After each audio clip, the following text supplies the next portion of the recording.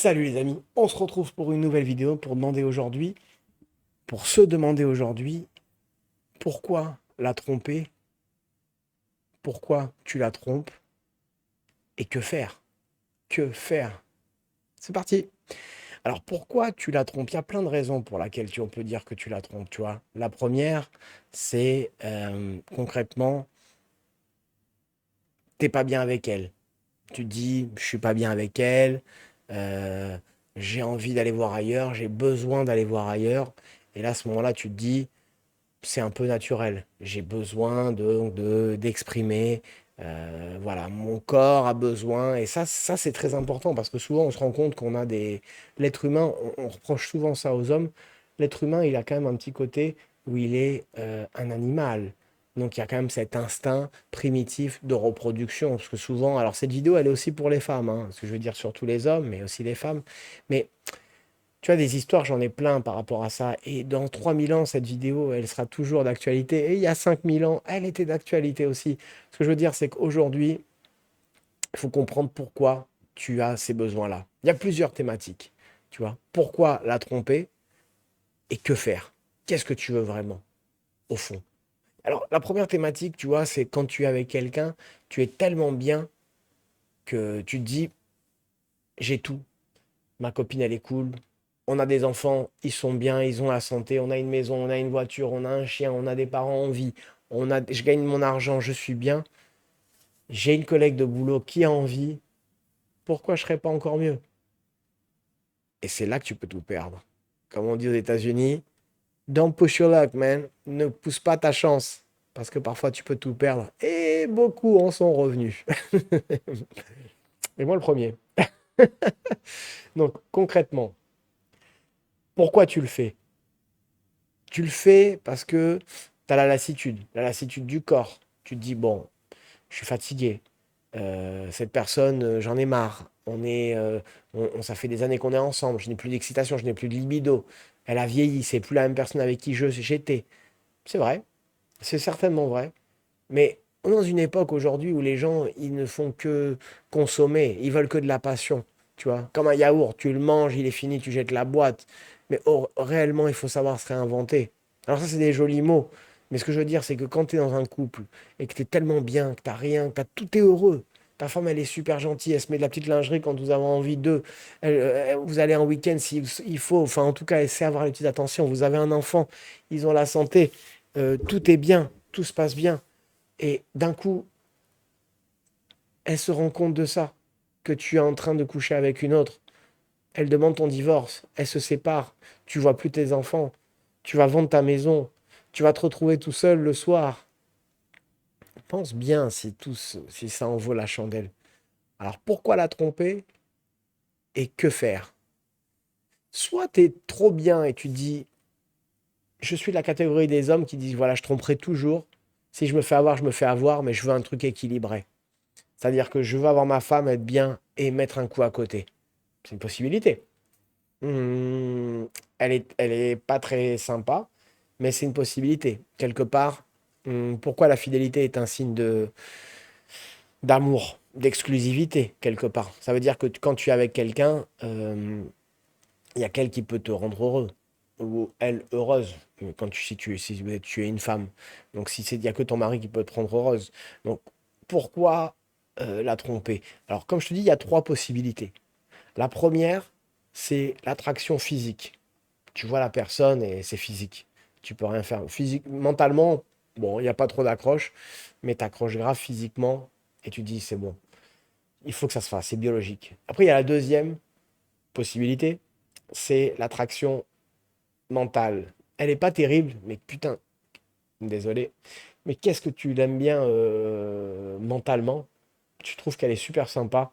Il y a une grosse connexion et elle est toujours réceptive. Elle comprend ton humour. Tu fais des blagues, elle rigole plus que ta femme et ça, du coup, ça te charme, tu vois. Rien que le fait de ça, rien que ça, si ta femme elle est moins réceptive à ton humour une collègue de boulot, bah on sait très bien que ça crée quelque chose, tu vois. Donc ça c'est le deuxième point. Donc si c'est donc il y a la première, c'est l'attraction physique. La deuxième, c'est l'attraction mentale. Et la troisième possibilité, c'est l'attraction physique et mentale.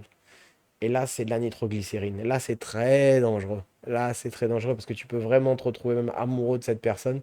Et souvent, ça casse des couples. Donc, concrètement, que faire? Si vraiment tu vois que si tu le fais, c'est parce que tu n'as pas envie de continuer avec ton épouse ou ta copine ou ta petite amie ou peu importe, ou ta compagne, alors faut essayer de réfléchir, tu vois. N'attends pas de te faire avoir, de te faire remarquer, de te faire griller pour arrêter la relation. Essayer d'être un homme ou essayer d'être une femme, essayer d'être honnête. Pourquoi? Parce que les années passent et que mieux vaut construire quelque chose quand on est dans une relation saine plutôt que attendre de se faire griller, peut-être dans 7 8 ans et finalement de vivre dans la double vie parce que ça pèse nerveusement et je te le dis. Voilà. Moi, tu sais, dans le passé, j'avais une copine comme ça, il y a une dizaine d'années, où elle était très belle, on était très jeunes.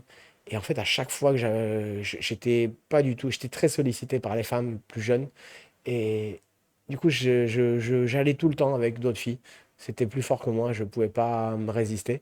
C'était l'instinct de reproduction, quoi. Et en fait, à chaque fois, elle me grillait. Mais toujours. Mais même des fois où c'était impossible qu'elle me grille. Mais impossible. C'était pas possible. Elle comprenait tout, elle voyait tout. Il y a des phéromones, il y a de l'instinct, il y a beaucoup de choses qui font qu'on ne peut pas imaginer tout ce qui se passe chez une femme. Mais ne t'amuse pas trop à jouer parce que réellement, tout se sait tôt ou tard. Comme je te dis, ne pousse pas ta chance, comme on dit aux States. Don't push your luck. Comme on dit au Cameroun, la fidélité est une question d'occasion. Donc, en gros, qu'est-ce que tu veux qu'est-ce que tu veux construire réellement? Est-ce que tu veux une femme et que tu aies à côté une relation avec ta maîtresse et que tu t'épanouisses comme ça? C'est possible. Il y a plein d'hommes, c'est possible, qui cherchent ça, qui aiment ça. L'idée de se dire, bon voilà, j'ai ma femme, j'ai mes enfants, j'ai machin, et j'ai mon petit train-train et à côté, je mets un petit coup à une collègue ou une dame qui pense comme ça. Je pense que les hommes sont plus comme ça, les femmes sont plus fleurs bleues. Maintenant, il y a plein de femmes qui doivent tromper, hein. Ça, je ne vais pas, voilà, je vais pas le dire que les hommes sont, il n'y a que, hein.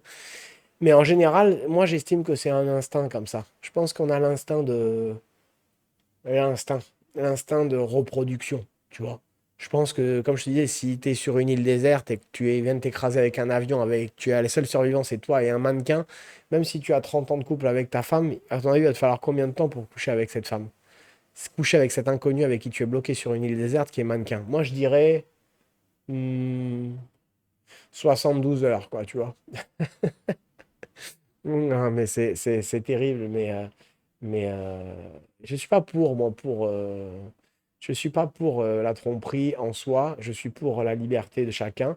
Si tu es dans un couple où la femme t'autorise à ce que vous ayez un truc à part, chacun de votre côté, ça, c'est votre problème. Moi, je n'ai jamais été dans ces valeurs-là, je suis beaucoup trop jaloux et possessif, non, mais le simple fait d'imaginer une copine avec ma copine avec quelqu'un d'autre, je trouverais ça complètement. Voilà. Je ne suis pas jaloux en général, mais je veux dire, je le saurais si je devais avoir ces fantasmes-là, de devoir la partager. Bon, moi, j'ai pas ces fétichismes-là. Je sais qu'il y a des gens qui font ça facilement. D'ailleurs, ça m'a toujours fasciné. Parce que je me suis toujours dit, putain, les gens, il y a une part. Est-ce que tu penses qu'on peut aimer réellement ta copine tu peux aimer ta copine réellement si tu l'offres comme ça à d'autres personnes? Je sais pas. On dirait que c'est plus une excuse pour avoir en contrepartie soi-même quelqu'un de nouveau. Mais pour moi, c'est pas mon concept de l'amour, de l'amitié, enfin de l'amour, de la passion, pas du tout. Donc pour en revenir à ce que je te disais, c'est que pourquoi la tromper et que faire? Soit tu sens que c'est plus fort que toi, parce que c'est pour ça surtout que je fais cette vidéo. Parce que je suis un homme et je sais très bien que parfois, on aime sa femme, mais on fait des conneries. Et c'est l'être humain. Donc, on a beau être hyper sincère, hyper franc, on a besoin d'aller déraper. Donc, est-ce que on est vraiment obligé de le faire parce que le corps il te pousse à faire un truc incontrôlable? Ou est-ce que, comme je vous disais, comme on dit au Cameroun, la fidélité n'est qu'une question d'occasion? Donc, si vous êtes dans la petite maison, dans une prairie comme ça, avec la petite maison à la prairie, j'allais dire, comme dans la petite maison à la prairie avec ton épouse, vous êtes dans une petite maison perdue comme ça et tout, est-ce que tu vas avoir autant d'instinct de tromperie? Oui, non, peut-être, je ne sais pas, mais ce qui est sûr, c'est que l'occasion fait le larron, comme on dit, et si tu te retrouves, comme je te disais, sur une île déserte avec un mannequin, il te faudrait pas longtemps pour dire, bon, bah, peut-être que ça vaut le coup d'y aller. Bon, maintenant, ce qu'il faut savoir, c'est c'est que ce n'est pas quelque chose à contre-nature. Je veux dire, l'être humain, on peut se demander, est-ce qu'il est vraiment fait pour être polygame, monogame? Est-ce que c'est... Voilà. Il y a Scarlett Johansson, l'actrice, qui dit toujours que l'être humain n'est pas fait pour être polygame, monogame, pardon, qu'il est plus fait pour être polygame. Je ne suis pas sûr. Comme je vous parlais tout à l'heure, moi je vous disais la passion, je considère que la passion c'est très important et il faut savoir l'entretenir. Et la passion, elle peut vite s'éteindre si tu ne, voilà, si tu ne vis que sous une nouvelle relation. Si tu ne fais que consommer des nouvelles relations sur les réseaux sociaux, c'est clair que tu vas, au bout de 2 3 ans, que là tout retombe, tu vas avoir envie de tromper ta copine parce que tu te dis, bon, ben, il n'y a plus trop. Voilà, on se connaît de A à Z, on s'aime, c'est validé, on s'aime, mais j'ai besoin aussi de nouvelles aventures, de nouvelles conquêtes. Et là, il faut peser le pour et le contre. Comme je disais en début de vidéo, attention, attention, attention, parce que si tu te fais avoir et que tu perds tout, que tu as une maison en commun, des enfants en commun, un petit train-train qui te plaît, quelqu'un qui t'attend le soir, avec qui vous cuisinez un bon repas, les enfants, réfléchis. Réfléchis, est-ce que tu as besoin de faire ça ou est-ce que tu peux te contrôler? Est-ce que tu peux essayer de te contrôler? Je pense qu'il faut essayer de se contrôler quand même, tu vois. Et si vraiment tu sens que c'est trop fort, ça veut dire peut-être que tu n'es pas avec la bonne personne.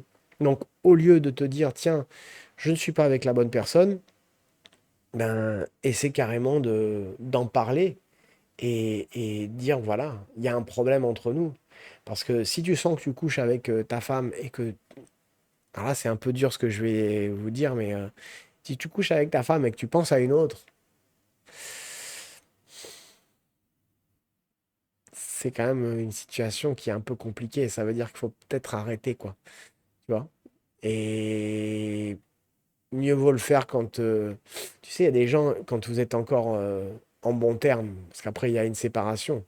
Je prends l'exemple extrême que s'il y a une maison et une séparation et des enfants en cours, quoi. Mais si vous n'êtes pas en bon terme, là, ça peut être explosif et tu peux vraiment te retrouver sur le carreau du jour au lendemain. Et là, je pense que le conseil que je peux donner, c'est de bien réfléchir à déjà définir l'attraction que tu as pour ta maîtresse, si on peut le dire comme ça, la fille qui t'attire. Est-ce que c'est physique? Est-ce que c'est mental et physique? Est-ce que c'est juste physique? Est-ce que c'est juste mental? Bien définir ça. Bien définir réellement à long terme ce que tu penses vouloir avec ton épouse ou avec ta femme ou avec ta copine, tu vois. Te dire est-ce qu'on est en train de développer un truc vraiment de fort ou est-ce que vraiment c'est pas la bonne personne? Parce que si c'est pas la bonne personne, tu vas regretter parce que les années passent et plus tu vieillis et moins tu te destines à rencontrer, je veux pas dire la bonne personne, mais je veux dire quelqu'un avec qui tu peux créer quelque chose de... Il n'y a pas d'âge pour tomber amoureux. Ok, on est d'accord. Mais par rapport à la jeunesse, c'est l'accouplement. On est d'accord. La jeunesse, c'est l'accouplement. Donc, ne gâche pas tes meilleures années comme ça à passer du temps dans la demi-molle un peu avec quelqu'un où tu sais pas, mais tu as rencontré une copine, puis finalement tu es avec ta, puis on va attendre que les enfants grandissent. Moi j'avais une copine comme ça, j'avais une nana, une maîtresse, mais c'était pas vraiment une maîtresse dans le sens où moi j'étais célibataire, mais moi j'étais son amant. Elle était mariée, c'était une médecin, tu vois, et c'était un couple de médecins. Son mari était médecin, elle était médecin. Elle ne voulait pas se séparer pour ses enfants. Mais par contre, à côté, elle couchait avec moi, elle trompait son mari. Et, et je me suis dit, mais jamais de ma vie je ferais ça, quoi.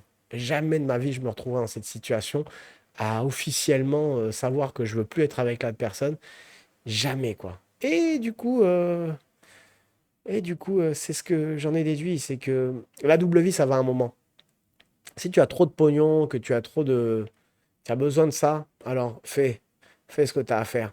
Mais je t'invite vraiment à réfléchir, tu vois. Donc parfois, bien décibler, bien cibler pourquoi on le fait, comprendre qu'est-ce qu'on est en train justement de faire à long terme, où est-ce que ça nous mène, et puis aussi la santé, le fait de coucher ailleurs, il y a les muqueuses, il y a des choses qui rentrent sur ton corps qui peuvent apporter, même si tu te protèges,